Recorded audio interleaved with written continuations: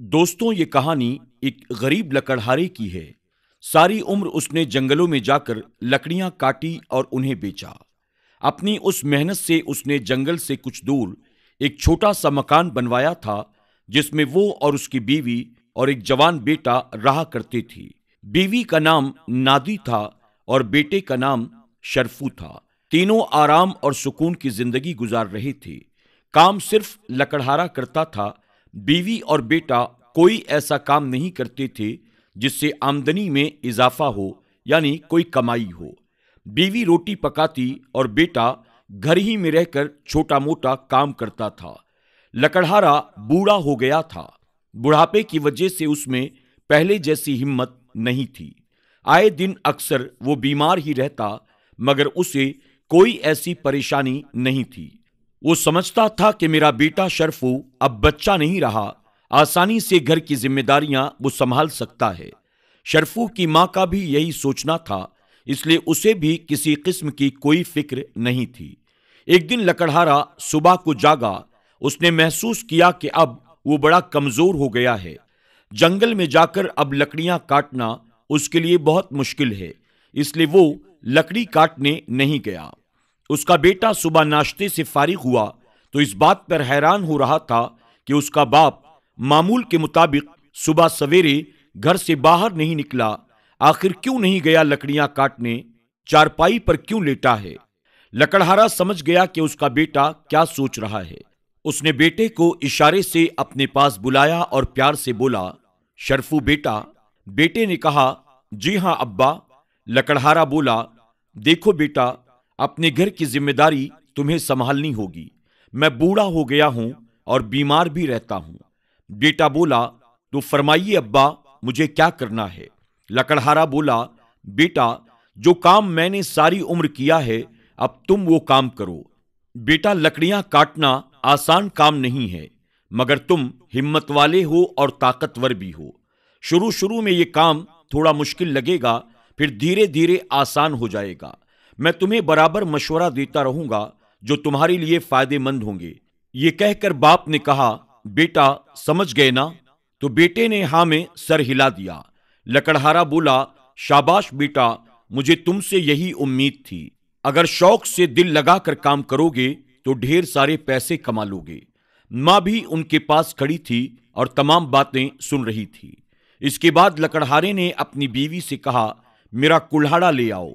बीवी अंदर से कुल्हाड़ा ले आई। लकड़हारा बोला, बेटा, यह हमारा विरसा है, इसकी हिफाजत करते रहना, क्योंकि इसी के जरिए लकड़हारा पेड़ की लकड़ियां काटता है। ये कहते हुए लकड़हारा चारपाई से उठकर बैठ गया। उसने कुल्हाड़ा उठाकर अपने बेटे के कंधे पर रख दिया और उसे बताने लगा, अच्छे पेड़ कहां कहां पर हैं, रोजाना कितनी लकड़ियां काटनी हैं और उन्हें किस तरह से गट्ठर बनाकर बांधना है, सर पे उठाकर ले जाना है और लकड़ियां कैसे बेचनी हैं। ये सब बातें लकड़हारे ने अपने बेटे को समझा दी। लकड़हारे ने उसे जगह का नाम भी बता दिया। बेटा बड़े शौक से बाप की बातें सुन रहा था। उसका ये शौक देखकर उसके माँ बाप दोनों बहुत खुश थे। जब लकड़हारे ने वो सब कुछ बता दिया जो वो अपने बेटे को बताना चाहता था, तो कहने लगा, लो बेटा, आज से तुम अपना काम शुरू कर दो। शरफू की मां ने बेटे को ढेरों दुआएं दी और बेटा कांधे से कुल्हाड़ा लगाकर घर से निकल गया। जंगल का रास्ता वो अच्छी तरह से जानता था। अभी सूरज निकला नहीं था और वो बाप की बताई हुई जगह पर पहुंच गया। 20 पेड़ थोड़े थोड़े फासले पर एक कतार में खड़े थे। उसके बाप ने बताया कि पहले पेड़ की शाखें झुकी हुई हैं और उन शाखों को काटना आसान है, पहले यही शाखें काटना। इसके बाद लकड़हारे का बेटा एक लंबी झुकी शाख को काटने की कोशिश करने लगा कि अचानक उसकी नजर पेड़ के उस जगह पर पड़ी जहां से वो शाख निकली हुई थी। उसने देखा कि वहां चिड़ियों का एक घोंसला बना हुआ है और 2-3 बच्चे उस घोंसले में मौजूद हैं। घोंसला देखकर फौरन उसके जहन में सवाल उठा, अगर मैंने ये शाख काट डाली तो क्या घोंसला तबाह नहीं हो जाएगा? उसने अपने सवाल का खुद जवाब दिया, बिल्कुल तबाह हो जाएगा और वो बच्चे जो उस घोंसले में हैं वो नीचे गिरकर मर जाएंगे और उनके माँ बाप को बड़ा दुख होगा। उसने उस शाख को काटने के लिए कुल्हाड़ा उठाया ही था, अचानक उसका हाथ रुक गया। वो आहिस्ता से बोला, नहीं नहीं, मैं ये जुल्म नहीं कर सकता। इसके बाद वो उस पेड़ के साये में जाकर बैठ गया। कई बातें उसके जहन में आने लगीं। मेरे बाप ने लकड़ियां काटने के लिए भेजा है, उनका हुक्म मानता हूं तो वो खुश होंगे। मैं लकड़ियां बेचकर पैसा कमा लूंगा, लेकिन ये इन परिंदों पर बड़ा जुल्म होगा जिन्होंने यहां पर घोंसला बनाया है। वो सोचता रहा कि क्या करूं। आखिर वो उठ बैठा और पक्के इरादे के साथ वापस घर की तरफ चल दिया। उसका बाप घर के बाहर चारपाई पर लेटा उसका इंतजार कर रहा था। बेटे को आता देखा तो बोला, शरफू बेटा, बहुत जल्दी आ गए, लकड़ियां बिक गईं क्या? बेटा बोला, नहीं अब्बा जान। लकड़हारे ने पूछा, क्या बात है? तो बेटा बोला, अब्बा जान, मैं पेड़ पर कुल्हाड़ी नहीं चला सका। लकड़हारा हैरान होकर बोला, भला क्यों? तो बेटे ने जो कुछ देखा था वो अपने बाप को बता दिया। इससे पहले कि बाप कुछ कहता, उसकी मां ने कहा, बेटा, अगर उस पेड़ पर चिड़ियों ने घोंसला बना रखा था तो उसे छोड़कर दूसरे पेड़ की शाख काट लेते। तो बेटे ने जवाब दिया, अम्मा, वहां भी परिंदों ने घोंसला बना रखा था, मैं उसे कैसे काटता? लकड़हारा अपने बेटे की बात सुनकर बहुत खफा हुआ और गुस्से में कहने लगा, अहमक, लकड़हारा ये नहीं देखता कि पेड़ पर परिंदों का घोंसला है या नहीं, उसे लकड़ियां काट कर बेचनी होती हैं। तुमने बड़ी अहमकाना हरकत की है। मैं नहीं समझता था कि तुम इतने पागल होगे। लकड़हारा गुस्से में जाने न जाने क्या कह देता कि उसकी बीवी ने चुपके से उसे समझाया, आखिर बच्चा है और कुछ न कहो, 2-3 दिन रुक जाओ, अपनी जिम्मेदारी संभाल लेगा। इसके बाद 2-3 दिन बीत गए तो फिर बाप ने बेटे को एक और जगह का पता बताया और कहा, खबरदार, पेड़ पर जर्ब लगाने से पहले ऊपर मत देखना। शरफू ने अहद कर लिया कि वो पहले की तरह ऊपर नहीं देखेगा और बाप की बताई हुई जगह पर चला गया। उसे अपना वादा अच्छी तरह से याद था। चुनांचे पहले पेड़ के पास पहुंचकर उसने ऊपर ना देखा। वो नीचे देखते हुए कुल्हाड़ी मारने लगा। उसकी नजर पेड़ के नीचे जंगली फल पर पड़ी, जिसे कुछ लोग हांडी में पकाकर खाते थे। ये देखकर उसके जहन में ख्याल आया, इस पेड़ पर यह फल आता है, मैं इसे क्यों नुकसान पहुंचाऊं? क्या इसकी शाखें काटने से इस फल का कुछ हिस्सा जाया नहीं हो जाएगा? क्या ये उन लोगों के साथ ज्यादती नहीं होगी जो इसे हांडी में पकाकर खाते हैं? वो देर तक उस पेड़ के नीचे बैठा रहा और सोचता रहा और बिना लकड़ी काटे घर वापस चला गया।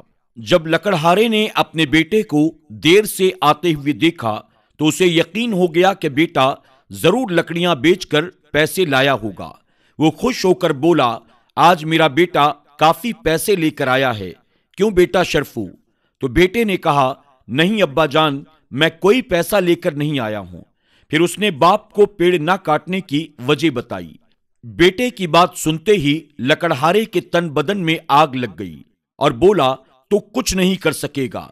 तुझे लकड़ियां काट कर बेचने के लिए भेजा था, पेड़ का फल देखने के लिए नहीं।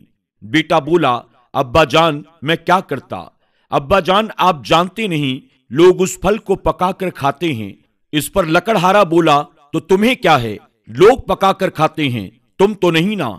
बेटा बोला, अब्बा जान, वो लोग भी तो हमारे जैसे इंसान हैं। लकड़हारे का गुस्सा बढ़ता जा रहा था। उसकी बीवी ने फिर उसे समझाया, बस अब आप कुछ न कहो, मुझे उम्मीद है शरफू सीधे रास्ते पर आ जाएगा। लकड़हारा बोला, अब की बार तो मैं बर्दाश्त कर लेता हूं, लेकिन आइंदा अगर इसने ऐसी बेहुदा हरकत की तो मैं इसे घर से निकाल दूंगा।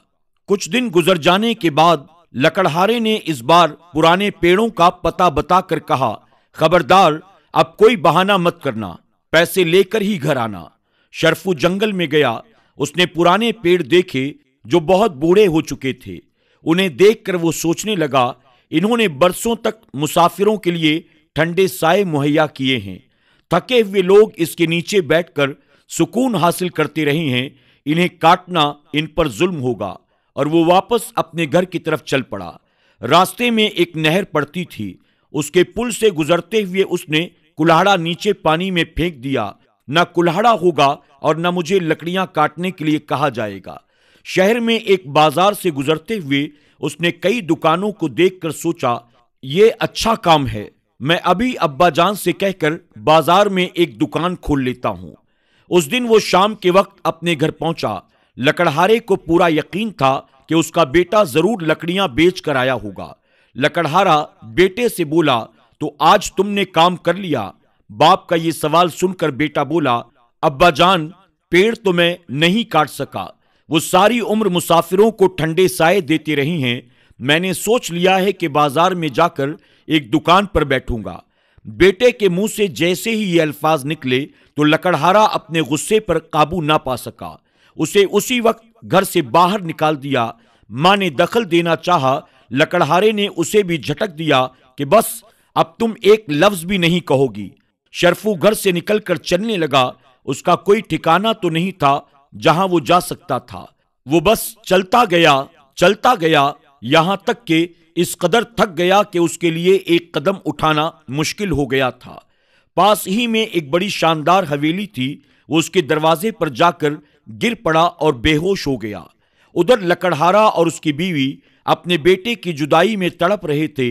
लकड़हारा बुरी तरह पछता रहा था कि उसने बेटे को घर से क्यों निकाल दिया। एक दिन दोनों मियां बीवी बेटे की बातें याद करके रो रहे थे। उनके मकान के आगे एक बग्गी आकर रुकती है। उसमें से एक शख्स उतरा और लकड़हारे के दरवाजे पर दस्तक देने लगा। लकड़हारे ने दरवाजा खोलकर उस आदमी से पूछा, क्यों जनाब, क्या बात है? तो वो शख्स बोला, आपको और आपकी बीवी को नादिर खान साहब ने बुलाया है। नादिर खान कौन है? लकड़हारे ने यह नाम पहली बार सुना था। वो शख्स बोला, आपने नादिर खान का नाम नहीं सुना? लकड़हारा बोला, जी नहीं। तो वो शख्स कहने लगा, वो बहुत बड़े आदमी हैं, सब उनकी इज्जत करते हैं, मेहरबानी करके आप दोनों बग्गी में बैठ जाइए। लकड़हारा और उसकी बीवी बग्गी में बैठ गए। बग्गी उन्हें एक बड़े खूबसूरत और शानदार बाग में ले आई। वो बाग को देखकर हैरान रह गए। एक तरफ से आवाज आई, अब्बा जान, अम्मी जान। अरे शरफू! लकड़हारा और उसकी बीवी अपने बेटे को देखकर हैरान हो गए। शरफू ने आला किस्म का लिबास पहन रखा था और वो बहुत खुश था। शरफू की मां ने पूछा, तुम यहां कैसे? तो शरफू कहने लगा, अम्मा जान, उस शाम जब अब्बा जान ने मुझे घर से निकाला था, मैं थक कर एक हवेली के दरवाजे पर गिर पड़ा। इस हवेली के मालिक नादिर खान साहब हैं, जिन्होंने ये देखकर कि मुझे पेड़ों और परिंदों से बड़ी मोहब्बत है, अपने बाग का माली बना दिया है, और वो है नादिर खान साहब। इसके बाद नादिर खान करीब आ गए और कहने लगे, वाकई शरफू की इस बात ने मुझे बड़ा मुतासिर किया है। उसे पेड़ों और परिंदों का बड़ा ख्याल है, पेड़ों से मोहब्बत करता है। मैंने उसे अपने बाग के पेड़ों की रखवाली का काम सुपुर्द कर दिया है। वो यहाँ पर नए नए पेड़ लगाएगा और उनकी हिफाजत करेगा। मेरे प्यारे दोस्तों, इस कहानी का मकसद ये है, हमें दूसरी मखलूक़ात जैसे चरिंद परिंद वगैरह, चींटियां वगैरह, उनका भी ख्याल रखना चाहिए, उनके बारे में भी सोचना चाहिए, उनके खाने पीने के भी इंतजामात करने चाहिए। अल्लाह रब्बुल इज़्ज़त यकीनन हमें और आपको इसका दोनों जहां में बेहतर अजर अता फरमाएगा। दोस्तों, उम्मीद करते हैं कि आज की हमारी इस वीडियो से आपने जरूर कुछ न कुछ सीखा होगा। आपने इस वीडियो से क्या सीखा, कमेंट बॉक्स में जाकर जरूर कमेंट करें, और साथ ही इस वीडियो को अपने दोस्त अहबाब के साथ शेयर भी करें। और हां, आज के हमारे इस वीडियो को लाइक करना न भूलें। इंशाअल्लाह एक नई कहानी के साथ बहुत जल्द फिर आपकी खिदमत में हाजिर होंगे। अल्लाह सबको ढेरों खुशियां अता फरमाए। आमीन या रब्बल आलमीन।